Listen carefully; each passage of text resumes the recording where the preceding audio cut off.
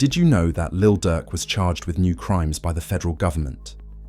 The media reported Durk is now facing a new charge in his M for hire case after being hit with a second superseding indictment yesterday, while prosecutors have removed mention of song lyrics, which is terrible for Durk. It begins with, on May 1st, a California grand jury indicted Lil Durk. In addition to being charged with stalking that resulted in death, the rapper is also facing a new accusation related to the death of Wando's cousin in August 2022. Durk's lawyer has called the charges a joke because the feds only had lyric evidence against him. Durk is charged with one count of using interstate facilities to commit murder for hire that resulted in death, one count of conspiracy, and one count of carrying and discharging firearms and possessing such firearms in furtherance of a crime that resulted in death. However, the prosecution has eliminated any reference to Durk using the M in song lyrics in the most recent indictment, negating all of his defense. The case is as follows. So there was an indictment that did not name him, right? It named others, and then there was an unindicted person. And then 3 weeks later, that indictment was what's called the first superseding indictment, and it does name him. The indictment was identical, except the unnamed person now became Durk Banks. And this is the really important part, Ak. The second indictment, what's called the first superseding indictment, only had one new fact. It had one new fact, and that was it alleged that there was a video by Durk that celebrated and monetized this.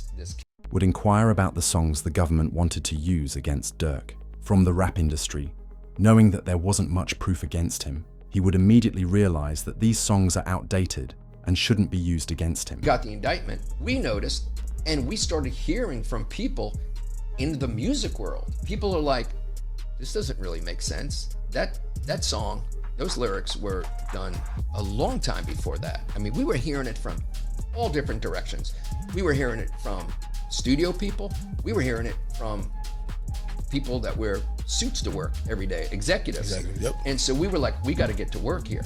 We got to figure this out. Durk's attorney would state unequivocally that they wanted to go the distance because of all of this. But given the new allegations, this would not be the best course of action. When scholars inquired about Durk's willingness to consider a plea bargain, Drew responded, "No, we're going all the way." You know, likelihood of a plea. I think a lot of people have seen like this seems like it's a do or die thing. This is kind of like it's going to be like a 1 or 0 type of situation. You're either are or you're not. Is Durk, from your understanding, or you as a lawyer right now, as his criminal attorney, are you open to possible conversations about plea deals? Are you thinking, no, we're going all the way? Would you entertain it, just entertain it, because that's your job to listen to it and maybe present it to Durk, or that's just off the table? It's a conspiracy commitment case. It's an all or nothing case, and he did not participate in a conspiracy to commit. And so there is no alternative. It's a life sentence, potential life sentence. So this case is going to go to 12 people.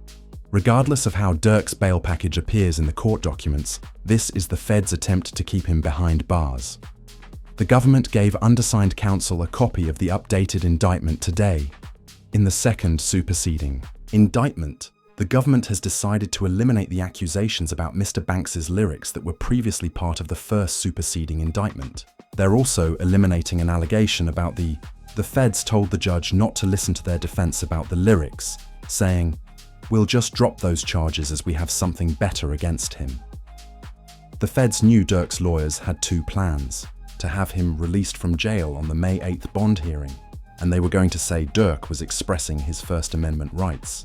However, they also added an additional charge of stalking, which led to a passing in a simplified explanation. First Amendment argument here, right? That this violates the First Amendment. Can you talk about that?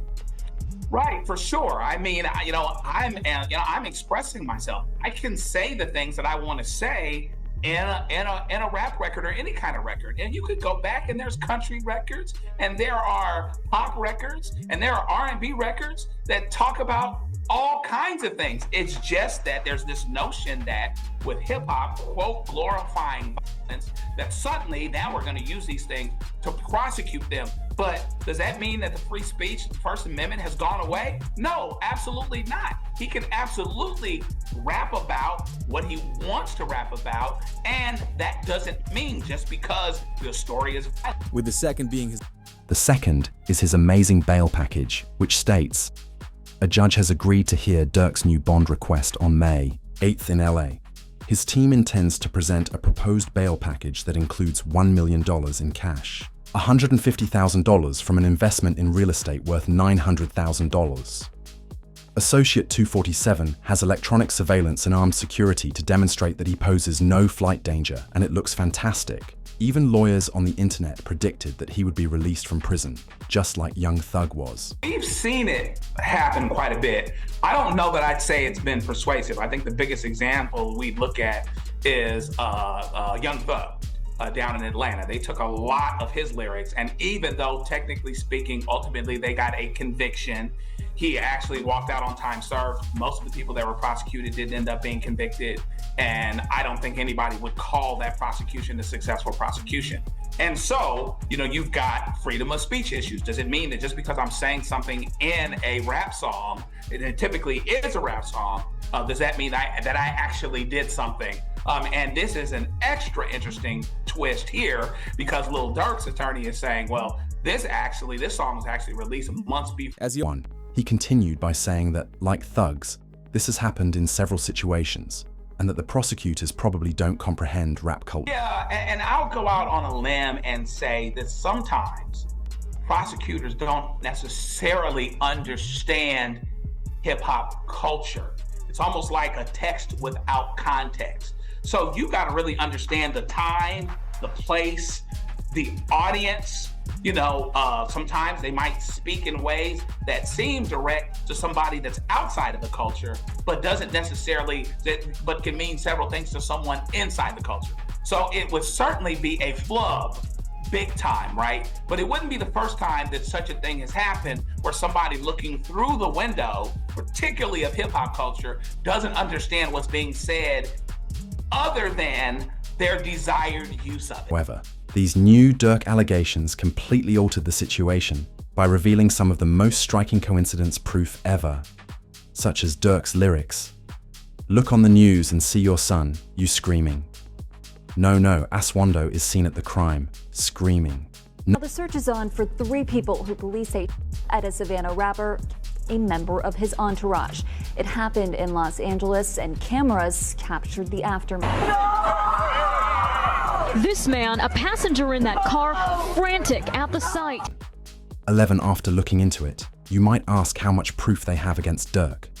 Explain one update that many people forgot to read. Over 230 gigs of digital evidence, which includes audio and video recordings and surveillance footage, and 20,000 pages of reports are currently being processed for discovery. A member named Jam supplied them with the evidence. A court report states, according to the feds, Durk paid Stephen Mack to deal with Durk's brother Dang and Jam's baby mama, who died after Durk discovered he had a wire on him to deal with the other person. During this Instagram live, Durk observed that Jam was wearing a wire jam and was whispering in it while clutching the top of his jacket. The feds believe that Jam is the key to getting Durk jailed for all 3 crimes. Hey,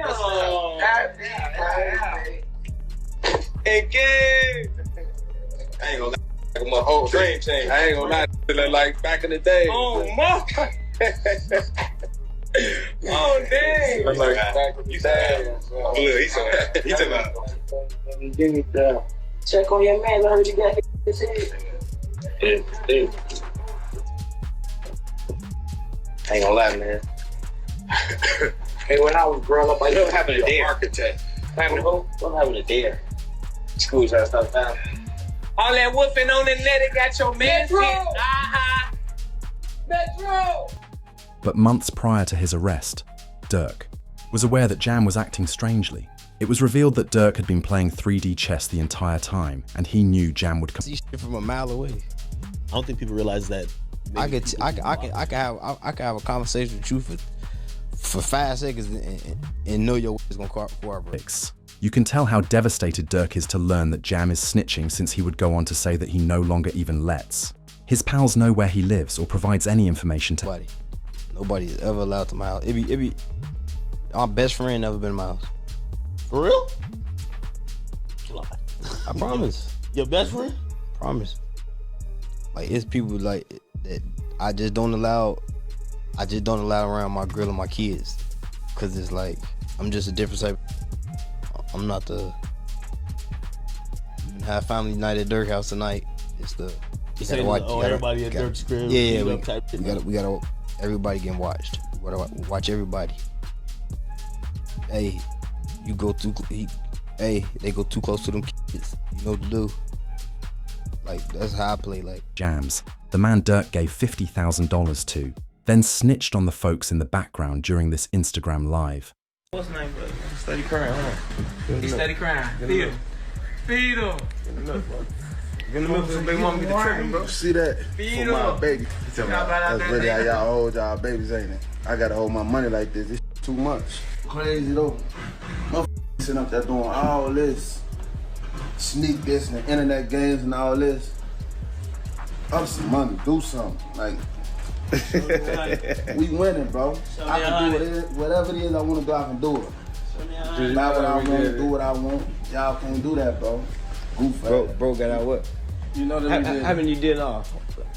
And the years I did it now? Yeah. That's your latest bit. 12? 12. That boy popped out 12 years. Yeah. So much money. We really was just getting in order to just figure out the lanes, man. Those in the backdrop of that Instagram live were being investigated by the government. They were shopping for jewels with King Vaughn, demonstrating their strong voluntary stone. We just looked at him, man. Let's go over there. What up, bro? Boss, you good? My boy. Let's go. They got real in here, man, because he just stepped in. The money man stepped in. Due to all this, they're pinning another M case against Durk due to OTF Jam. They showed the judge the Instagram story for D Thang that was posted 30 minutes after Stefan Mack passed away, alongside this Instagram story where Durk laughs the following day. You can't see us. What? Tweaking my folks. Hey, somebody always said, slap car. Yeah. Somebody always said, slap car. But did you know right when Durk's about to be released from... A result, they are bringing another M case against Durk because of F-Jam. They showed the judge the Instagram story of Dang, which was shared 30 minutes after Stefan Mack's death, as well as the image of Durk laughing the next day. You can't see us. What?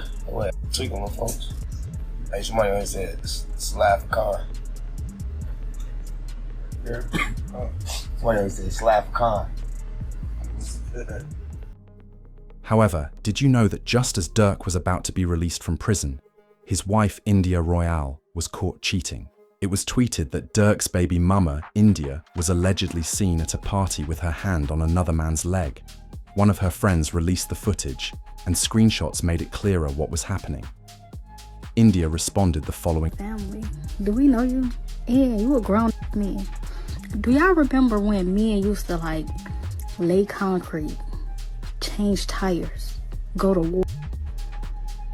Now these niggas on the internet gossiping all day. Like, what's happening? With this getting popular on the internet, academics like 6699 and DJ would share. Alright, so you want to bet 10,000 right now that? Hold on. Told about some other. We talking about India? She's a good girl. She's you met her? I haven't met her. But so why you saying she a good girl? Like because I hear the drama about everybody's relationship, and I know any rapper who could say something about me and they got a public girl, I could tell you who your girl off when she was mad at you. Like, I know all of that. I've never heard no dirt about her. Just to keep it a beat. Never heard nothing about her, period. All right, but she gonna be faithful to the trial. Yes. Anything after that? I mean, you never know how it goes. If somebody, how does it go if somebody's, again, I'm not wishing upon him, but if he get life, like, how did that go with your girl? She's supposed to be faithful or no?